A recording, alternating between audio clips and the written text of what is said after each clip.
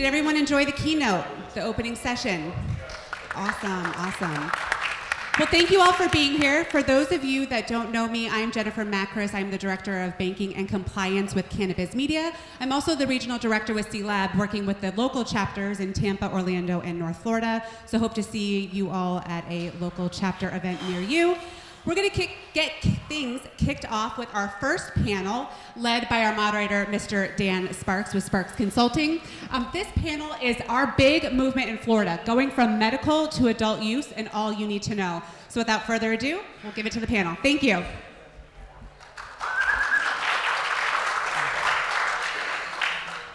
Good morning, everybody. Thanks for joining us here. For what I think is the most important topic, it's definitely a big reason why I'm here, is to support Amendment 3 and to find out what it means for me, what it means for us, and how we can benefit from this potentially major change. So feel very grateful and lucky to be on stage today with my esteemed colleagues and friends, subject matter experts in their own right. And I'm going to start on my left with Ed. If you could just give a brief introduction about yourself, and we'll get it started. Great. Thanks, Dan.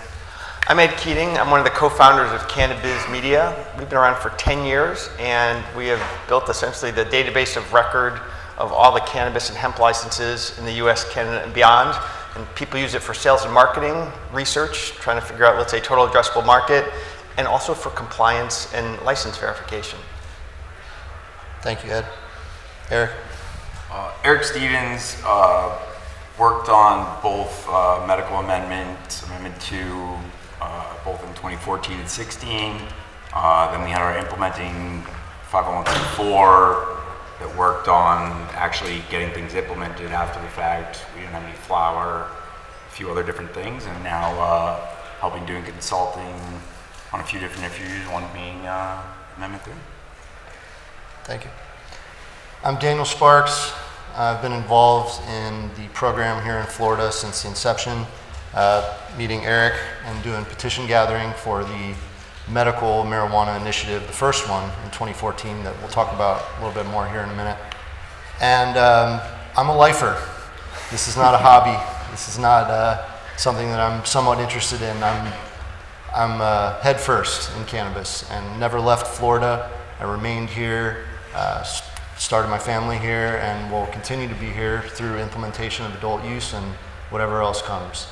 I've worked for some of the biggest names in the space, currently independent, and continuing to work inside the medical program, and definitely will be a big part of the implementation of adult use when it comes. So thank you for being here. Amanda. Hi everybody, my name is Amanda Barton. I am an attorney in the state of Florida. I'm a partner with LumaLex Law, formerly known as Mr. Cannabiz Law, as well as the Chief Compliance Officer at Mr. Cannabiz Law. Mr. Cannabiz Law is a consulting firm exclusively operating in the cannabis space. At LumaLex Law, we service primarily the cannabis industry along with psychedelics, and also represent lots of entrepreneurs in other areas of law as well. I've been in cannabis now for, 5 or 6 years now. Born and raised in Florida. This is definitely the area that I feel most passionate about, and I'm a lifer as well. Matt Ginder. I'm a lawyer at Greenspoon, Marder. Practice in cannabis and the hemp space. I sort of got involved in the cannabis space back in 2016 with a couple of these gentlemen on the couch when Amendment 2 was on the ballot. And this sort of has sort of getting that excitement back that we had when Amendment 2 was on the ballot in 2016. So it's exciting time, and looking forward to this panel and working towards implementing this adult use initiative that hopefully passes. That's right. All right, let's jump in. So how did we get here, right? We spoke about Amendment 2 and the passage of medical marijuana via ballot initiative. And I very much like to introduce my friend Eric here every chance I get. as a big catalyst for why we have medical marijuana here in Florida. So Eric, if you could just briefly kind of give us an overview of the constitutional amendment process, right? And if you could kind of compare and contrast that with where we are with this ballot initiative and what's different about it? So a couple different things. I don't think we would be nowhere near this if John Morgan hadn't funded both of the First Amendment to pushes. And at that time, it was, believe it or not, a lot easier to get things on the ballot. You had to collect less signatures, they cost less, you could pay per. There's a variety of different hoops that you have to jump through now. The largest being the Supreme Court review process. You have to collect almost 1 million signatures now. A lot of those get invalidated. You have to submit them to all the different individual county supervisors. And you have to wait. We thankfully were able to get a ruling back on our language after submitting about 100,000 signatures.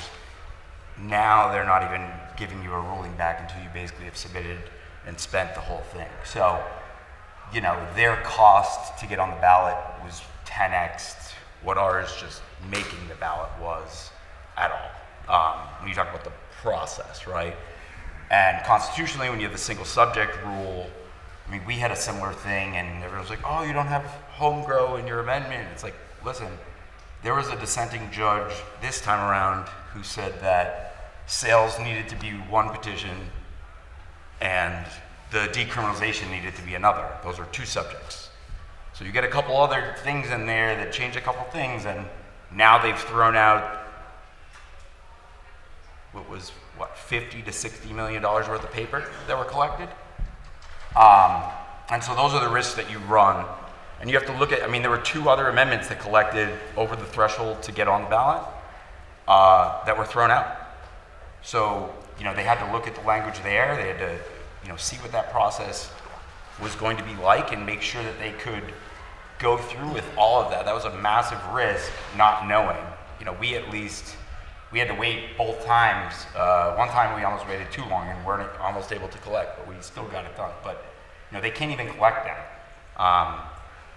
And the legislature's even had a bill to make citizen-led petitions need a supermajority to pass in the future. So if that gets on top of them making it harder to get on the ballot, and I thought it was good the senator mentioned earlier, there's 6 amendments on the ballot. 2 of them were by citizens. The rest the legislature put on. They could have done any of these things in the past. There's a variety of different rules. So we'll see what happens with all of that, but effectively that's the difference in the process from what it was before to what it is now, but you still need 60% to get it passed. I think, was that the entirety? Yeah, generally. I also wanted to touch on the fact that Amendment 2 in 2014 was a gubernatorial election. Mm-hmm. This, of course, is a presidential election, which means that a lot more people will turn out. Presidential politics aside, this, of course, is a vote that people are going to show up for, as opposed to a midterm election. We also have Amendment 4 on the ballot for reproductive rights, which will drive people to turn out and vote. So hopefully those things are in our favor as it relates to passing Amendment 3. The more people that show up to vote, the better. So show up and vote, however you're going to do that. Amanda, wanted to talk briefly, or however long is necessary, regarding the hemp program, and I'm glad that Senator Berman brought up the fact that we have a hemp program in Florida that is very different from how MMTCs are regulated currently with Department of Agriculture and Consumer Services. What's the current status of hemp-derived products in Florida? What impact is that having on the 25 MMTCs here in Florida? And what do you see, all of us, again, this is collaborative, these are not exclusive just to anyone. Do you see the potential for parity and what could that look like? Those are a lot of questions, but Sure, you can yeah. handle it. Well, to start, we do have a very robust hemp system here in Florida. Hemp is legal, as long as it's under the 0.3% of THC. Delta 9 THC is how that is measured. So we do have a very robust hemp system in the state. The senator did mention that there was an attempt to further regulate that. There was a bill that was attempted to be passed. It actually passed the Senate and the House. It was vetoed by our governor just this past year. That would have further regulated the hemp industry. Specifically, it would have outlawed Delta 8, Delta 10, and also placed some more restrictions on the hemp industry. So the hemp side is very happy that bill was vetoed. There has been some regulation as far as the packaging laws, which is important. We don't want to make our packaging attractive to children. By no means do we want these products in the hands of those that are under 21. And there is definitely a divide in the state between the pro-cannabis and the pro-hemp. There seems to be kind of a little bit of a battle between the MMTCs and the hemp producers. And the concern, right, is with Amendment 3, the language of the ballot is rather broad, and they leave a lot up to the legislator to determine how the adult use system would work. So there is concern, as we've seen in other states, that the legislators might use this as a way to further regulate the hemp industry and put more under the purview of an adult use rather than under the purview of a hemp product. So it'll be interesting to see how the legislature, once we pass, how that might impact the hemp industry, and that's really where we're seeing a collide between hemp and marijuana. Did that answer your question? Yeah, absolutely. So to that point, Ed was gracious enough to give us some very operative data here. Currently, we have 696 medical dispensaries in the state of Florida. If anyone wants to correct me if I'm wrong from the past week's update, please raise your hand. We have approximately 11,196 hemp stores, or possibly licenses, so food safety permits that have been issued. And we have approximately 6,659 vape and smoke shops across the state. So to that parity, speaking of parity and importance of data, what can we glean from that information and also from other public information that Florida puts out? Yeah. We've been tracking the cannabis and hemp licenses for a long time, and about a year and a half ago, I started to look around at what's happening with essentially substitutes and complements, sort of an economic question. And we first started trying to track unlicensed businesses because we realized that at least in New York, California, and DC, there were a lot of them and they were very public. So we gathered some of that data. But then I also realized that in looking at the smoke, vape, and CBD retailers in the states that have them, that is an enormous set of distribution points. And if you map these out and look at, the cannabis, let's say, dispensaries, and how they're often surrounded in some of these states by all these other businesses. So this happens a lot in New York, especially New York City, where there's high density.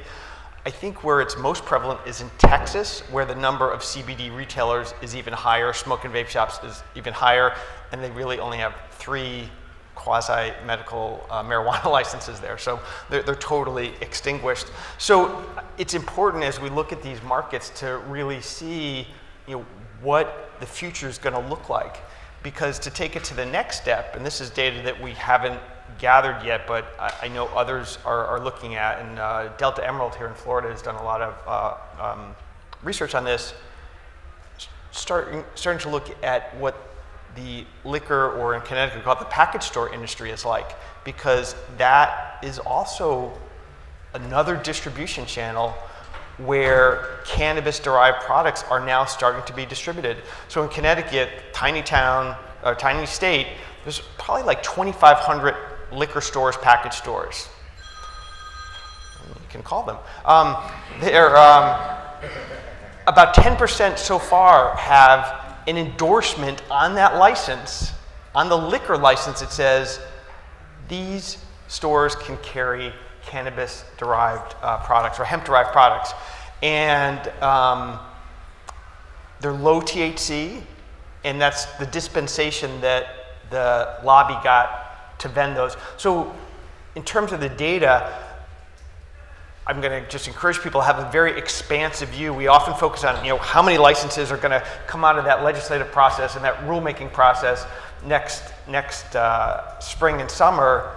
But it's also important to look at sort of those second order regulatory implications as the CBD retailer industry, the liquor industry, and smoke and vape shops, all these highly regulated industries, how they're going to have an impact on how cannabis and hemp are sold in Florida and in these other states. To kind of double down on that, what operative data would a senator, for example, who requested recommendations about 20 minutes ago, what type of data would be most beneficial to a senator that is going to be going to have these questions posed to them, right? Yeah. How do we implement this? How do we put safeguards? How do we protect the children, right? That sort of thing. Yeah, I think that the beauty of the process that we're in now, and especially for Florida, is you are not the first state to go from medical to adult. We've seen it in a lot of states, and there's a lot of great sort of proxy data to look at that many states now publish. So this includes things like patient count data. How does that change over time?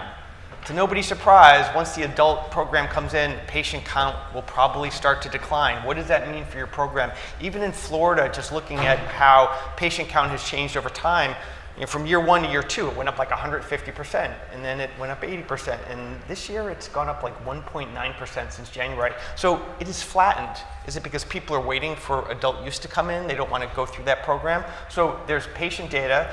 In addition, many states also have sales and or product data, which is published. Actually, Florida publishes a great deal of that information as well. That's another angle to look at to see, how other states have gone through this process and what it means for the medical program and the adult program. So, I would say, from a patient standpoint and a sales and product standpoint, and then I think most importantly, at least for a guy who tracks licenses for the last 10 years, is what's the license count going to look like?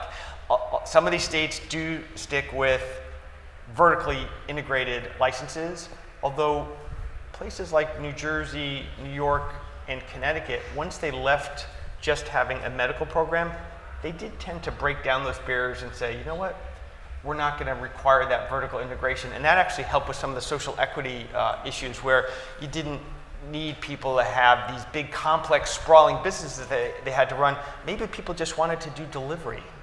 You don't need a lot of capital investment to do delivery. So I think that the license structure and license counts are fascinating data that's readily available to help anybody who has to do planning in this space.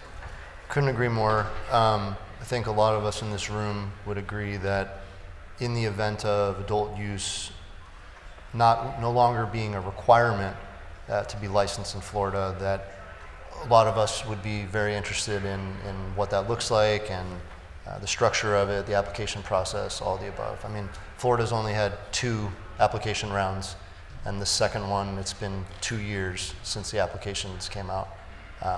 Sorry for the reminder. Yeah. Matt.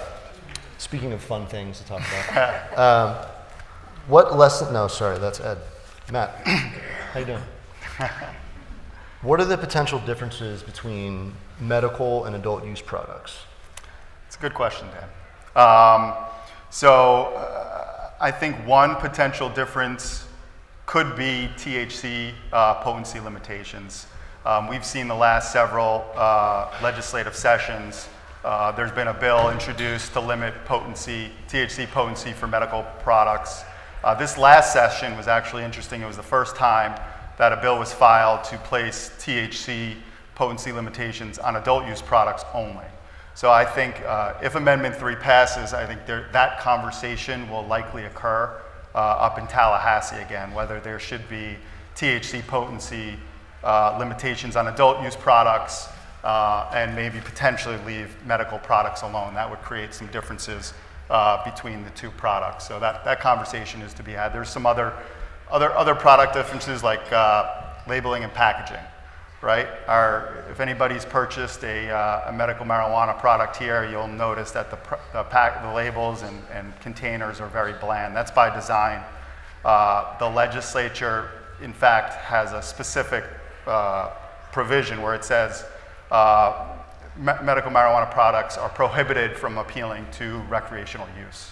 So clearly that doesn't make sense in an adult use market. So I think we're going to hopefully see differences in what a product looks like, and branding becomes much more important. A lot of brands are already in Florida, but they'll get the opportunity to really put their branding on products. So that's going to be an important differentiator. I think the third sort of key difference in products could be pricing. Right now, medical marijuana is exempt from Florida sales tax, right? That is not going to be applied to adult use products. So we're looking at 7.5%. You add the county surtax on top of that. So you're looking at a difference of, at a minimum, 7.5%. And you got to believe that the legislature is going to enforce or levy an additional excise tax on adult use products. So depending on where they land, I think potentially we're going to see a big price difference between a medical marijuana product and an adult use product. Those are great points, and they really kind of go towards the argument for parity between the hemp market and the medical market and adult use. And also the cost-benefit analysis that's going to go into, should I renew my card? Should I just purchase adult use? What are the purchase limits going to be? What is the price going to be comparatively, right? Those are a lot of what ifs and a lot of decisions that are going to have to be made in relatively short order. And that's why we're here, right? That's why we're here talking about it ahead of time. And again, grateful that we have potentially multiple senators here that will be discussing this issue. We'll be hearing from us in January. It's cold in Tallahassee in January, but we'll be there to advocate for this, right? And to educate those that are willing to listen about what are the important lessons to be learned. Not just this is what Colorado did, this is what California did. How do we learn from that, right? How do we make educated decisions about the state of Florida? Again, where we have 75 million people over the age of 21 coming here every single year, pandemic or otherwise, hurricane or otherwise, people are coming here. And we need to be prepared for that. So to that point specifically, regarding local government, I'm going to pose this question back to you, Matt, but really this is collaborative. So please chime in at whatever point.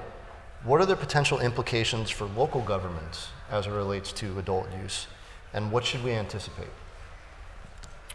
Yeah, so I think especially on the dispensary side, this whole debate of state preemption versus local control may come into focus if Amendment 3 passes. So currently, for the most part, state preemption applies with some exceptions. Local governments do have the ability to ban dispensaries or treat them in a no more restrictive manner than pharmacies. All right, treating dispensaries selling adult use products like pharmacies may not make the most sense. So that's something that they could, tackle, how they handle that sort of provision.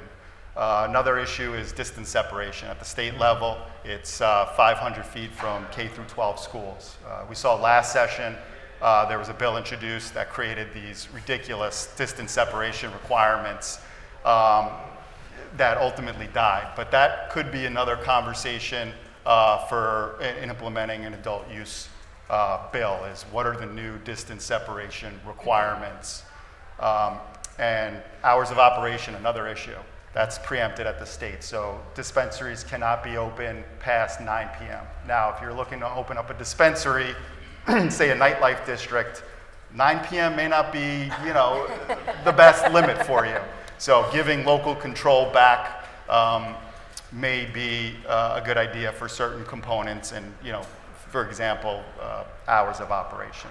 And I think one of the, and Dan knows this, there's sort of like a knee-jerk reaction to local government saying, oh no, adult use is coming, I want to, we should ban or limit additional dispensaries. So I think one of the policy discussions that could happen at Tallahassee that would have some good, that would tackle this issue is taxation, not only on the products, but the revenue share at the local government level. So can the local governments, if they're opting in to allowing additional dispensaries, can they share in that revenue? Some incentivized provisions at the state level to make sure that counties and municipalities are buying in. So, Matt, one thing that I wanted to ask you is, how do you see that in looking at how other states have done it? Like we saw California, where some towns were so restrictive, and of the 538 license issuing jurisdictions, most of them still don't issue licenses. Or in Massachusetts, where I'm really thinking, where they had these community host agreements, like, all right, you're going to dividend money back, and if you buy the new fire truck for the town, you're good. And now what we've seen is some of those stores have gone back to the town and said, you've been charging us all this money for the extra security and whatnot.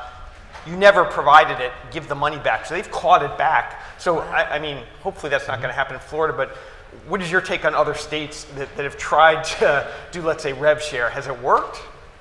Yeah, it's every state is different, and I will say Florida, I remember going through this process for implementing Amendment 2, is you provide them with data on other states, how they've done it, and that sort of rings hollow. They're sort of a unique animal up in Tallahassee. They do things the way they want to do things, and with all this push and pull. So, we can study the data, we can provide it to them, whether that moves the dial. You like to think it does.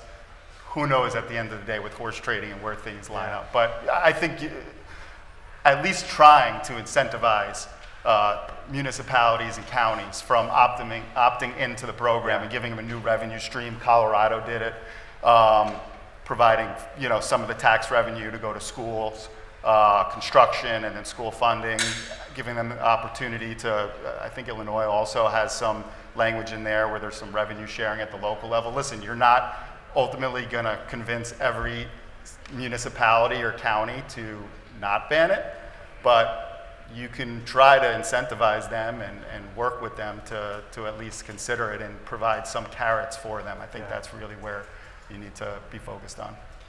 This is a very important issue for counties and cities.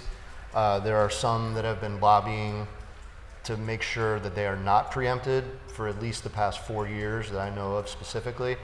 And even today, right now, this month, the village of Palmetto Bay in South Miami-Dade, they banned any additional dispensaries. They have 2. They have 1, with 1 pending. City of Stewart, there's a lot of dispensaries in the city of Stewart. The city of Stewart is actually not very big when you look at it on a map, but there are several dispensaries there. And tonight, the city of Stewart is discussing banning any additional non-medical dispensaries. So what does that mean? That means that if you have an MMTC dispensary in the city of Stewart and they pass this ordinance, you likely will be able to convert your use from medical, pharmacy, retail, whatever it is in the city of Stewart, to whatever use type the city of Stewart designates for adult use. So there's still going to need to be that change of use, but you won't have to worry about any additional competition if you're an MMTC. So why is that important? Well, if you wanted to have a dispensary in the city of Stewart, it's going to become a lot more difficult assuming that ordinance passes. And this is not unique. Just like we were talking about in California, 500 and something municipalities. Most of them do not allow for dispensaries in California. So Florida will likely not be very different. Miami, Fort Lauderdale. Well, Fort Lauderdale is another story. Miami, Tampa, Orlando, Tallahassee, right? Jacksonville. These are the major city centers that have the resources, the funding to have these conversations, to hire third parties to do studies on the need, the demand for these things, right? It's the little towns, right, and counties that will likely be reactive as opposed to proactive. And assuming Amendment 3 passes, there will likely be a special session in January to discuss this issue specifically, if not additional constitutional amendments that pass. So it's incredibly important at the state level. It's even more so important at the city and municipal level, because that's where these actions occur, right? Grows occur in cities and counties. Retail occurs on Main Street, right? On US 1, driving here, I actually didn't realize that there was a Trulieve on Hollandale Beach Boulevard. I don't know how long it's been there, but it's right there, right? So these are important issues that are impacting us at the local level, and all of us on stage here and a lot of us in this room are tracking this issue very closely, and would love to talk further about it, and want to get to some questions because I see some hands going up. But maybe before we do that, sorry. Yeah, I was just going to bring up another big issue that we're not really going to have a ton of time to discuss today, is those people that did apply in the April 2023 round for licenses, right? There was 22 licenses, possibly more, that were supposed to be issued. There was a license round in April. It's been over a year, almost close to a year and a half now. There has not been a decision on those licenses. So what happens if Amendment 3 passes? What happens if those are not issued before it passes? What if those are not issued before the legislature meets and unrolls a new system? So for people that are in that boat, if you know people who applied in that boat, we just formed a newest nonprofit association that is kind of pooling all those 2023 applicants together to try to formulate a plan of what we do here. The association is called the MMTC Association. You can check us out. It's Florida spelled out, MMTCassociation.org. Myself, I am a director, along with Jasmine Johnson from Green Essence. Give her a shout out. She's the president. She's an amazing woman who's kind of organizing this, along with Earl Simpson, who is a director as well. But if you guys know anybody in that realm, please feel free to reach out, because that group really could be impacted. Well, and I'd say, whether you're somebody who's operating currently, already applied, has hopes of smaller, horizontal, whatever, I mean, all of that comes back in, right? All those 500 plus, they had operations selling marijuana when it was medical, right? Yeah. And then they decided, oh, well, this is what we're going to have now, and a lot of that can change. I mean, today, in Miami, there's a city doing a similar discussion. So if you have any plans or have any of things in your application that were in the, or whatever, whoever you may be there, are they going to say, oh, you can only do medical there now? Keep it aside? I think Sarasota preemptively originally told people, you can have medical only, we're already banning this, and that was like 3 or 4 years ago. So that, I mean, that all is going to come to a head here, and kind of already is, and we'll see what that looks like. Because right now, I mean, all the current MMTCs, there's no cap on number of locations. So what does that look like under Amendment 3? Most likely, I mean, the legislator will see, but we've talked about it. I mean, there's local preemption, but also on a state level, like, how are they going to restructure that? Or looking at some of how the other states have rolled out, like in the Southwest, where I think in Arizona and in New Mexico, they said you have a medical license, pay this fee, and you can start selling adult. Right. And in, I think it was Arizona, like Monday they paid the fee, Friday they were open for business selling adult. And you know, it's just a different approach, but they made it very kind of industry friendly, and made it very easy to go adult and build up on that infrastructure of stores that was already there in place. So I don't know if that'll happen here, but I'm sure a lot of people are thinking it probably will. Yeah, I think one of the big takeaways from this panel is Amendment 3 is just the beginning. Good point. And it doesn't include much, the language, and that was by design, so it could get on the ballot. But Tallahassee, the Florida legislature, has a huge undertaking. They're really going to shape the future of the adult use program. And there's so many issues. I mean, we're just touching upon a few of these big ticket issues. Yeah. But there are so many issues that the legislature has to address. So it's, you know, Amendment 3 passing is just the beginning, and, you know, a lot of work needs to be done. And if you have a certain position or interest in the industry, whether you're on the medical marijuana side, you're an applicant, you're a current MMTC, you really need to have your voices heard in Tallahassee, because there's going to be a lot of voices, a lot of issues that need to be decided come this, I'd say, definitely this upcoming legislative session. They're going to have to tackle a lot of these before the Amendment 3 becomes effective. Definitely agree with having your voice heard at the state level, and definitely want to reiterate that the local governments need to hear from you as well, specifically if you have aspirations for having operations within those municipalities, and that's something we could talk about further after the panel if anyone's interested. I think we gave closing remarks. How much time do we have for questions? Time? All right. Don't want to cut the panel off. Any other closing remarks or last parting words? Before we open up to questions. We'll be around all day. Happy to kind of talk out each of these different things. I think everyone's probably in different positions here. A lot of us are going to be, we've been going up to Tallahassee for so long now. Since the Seminoles were good. Yeah. Sorry. Yeah, I mean, 10, 11 years at this point, so it's just, we know what to expect, we know the timelines, we kind of know the different players and the different buckets and kind of where everyone's going to be pulling, and I think that's, going to be extremely helpful as you're looking forward at what will be coming next. And looking at other states, I'd say having that information we need to have. They're going to still do their own thing. There's going to be a lot of different interests that are pulling in different ways, but coming back to what is the alcohol? Are they doing that? Is it population based? There's a lot of factors that'll factor into that. And then the vertical horizontal, what's next is a massive macro micro part of that, right? So. And we'd love to see everybody in Tallahassee. It's really important to see have your voice heard, but even if you can't go to Tallahassee, there's other ways to participate. Reach out to your local government officials, write letters, get involved with an organization that might be able to help. So even if you can't physically go to Tallahassee, there is other ways to have your voice heard, so get active.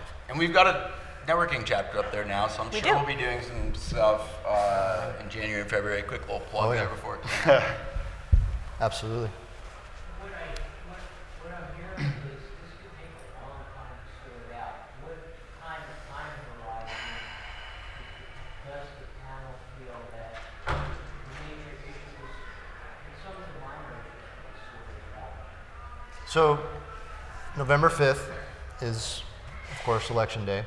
Assuming it passes, it has a self-enacting clause within Amendment 3, which says 6 months from November 5th, it will go into effect. Well, the legislature will likely meet in January in special session because our legislative sessions are staggered. In 2025, it starts March 5th. If they were to not meet in special session, that would mean that they would need to have an entire legislative session to address a number of other issues besides cannabis and potentially reproductive rights, which is not likely, right? 2017, after Amendment 2 had passed in 2016, the legislature had to go to special session in order to enact SB 8A, and it was down to the wire. I don't know if they were handling other issues besides SB 8A during that special session, but needless to say, this is a much bigger undertaking as it relates to adult use. It's going to, again, apply to anybody over the age of 21, which of course is Florida residents and all the people that travel here every year. So to answer your question, I don't know. We don't know how long it's going to take. We know that there are certain timelines that have to be adhered to, but as far as when the first potential adult use sale would be, assuming that 6-month self-enacting clause is held to, it would be May 5th, Cinco de Mayo. Yeah, so, I just want to add on to that, because when we track licenses, over these last 10 years, we've had a number of election days, and everybody gets excited, hey, this state approved. And at Cannabiz Media, we're like, and now we wait. Yeah. Because licenses are kind of a lagging indicator of all that process we've talked about. Our rule of thumb used to be 18 months is when somebody's going to have a license in hand. I think that's gotten shorter as more states have figured things out. some states did it really quickly. Oklahoma did it in 6 months, and then they issued like 13,000 licenses because they were only $2,500 a piece, and it was sort of a sign-up sheet on the door. I don't think Florida's going to go that route, but I don't know if it's still going to be 18 months, but it's probably going to be somewhere short of that, and it'll depend on the complexity in terms of what they build into that rulemaking process. So just to clarify a little bit, when I said May 5th, that would apply to the MMTCs, right? So assuming it passes, there's going to be an implementing bill. If it's held to that 6-month self-enacting clause, the MMTCs, the current licensees here in Florida, will then be able to convert and sell adult use. We have 1 minute left. Who's going to get the last question? Somebody. Go ahead. What's everybody's temperature check on Amendment 3 passing? It's going to pass, but only if you vote. You have to vote. Go vote. You have to vote. Everybody that's registered to vote, you have to show up and you have to vote. And yeah. remember, we got 59% for medical the first time and didn't pass. So act like it's polling at 59% and tell everyone to show up. Yes. Yes on 3. Awesome. All right, ladies and gentlemen, give it up for your first panel. Hope everyone knows everything they need to know about the big moment from medical to adult use.